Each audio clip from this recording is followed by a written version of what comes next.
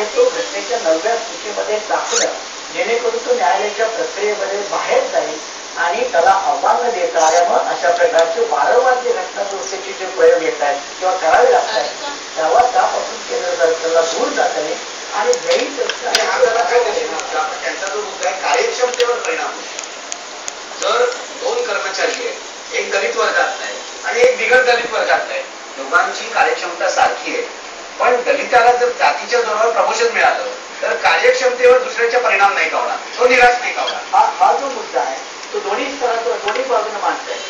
की दलिताला जर तुम्ही नाही दिलं तर तुम्ही त्याच्या कार्यक्षमतेचा विचार करता का, तो एक एका आणि ज्याला प्रमोशन नाही मिळालं की त्याच्या सिनियरिटीवर असताना देखील त्याला हे जम्पिंग प्रमोशन जे येतं त्याच्यामधून मिळालं तर त्याच्या पाठीमागं पुन्हा ओरिजिनल भूमिका की आरक्षण हे एका दोन व्यक्तीमध्ये स्पर्धा करण्याचा प्रकार नाही. आरक्षण हा मंगळवारच्या शोषणवादी समाजव्यवस्थेच्या प्रक्रियेच्या बाहेर जाण्याचा टप्पा, त्याला पार करण्याचा टप्पा. त्यामुळे तुम्ही एक कॅन्डिडेटचं वर्ग आणि एक कॅन्डिडेट जरी अशी तुलना करत असाल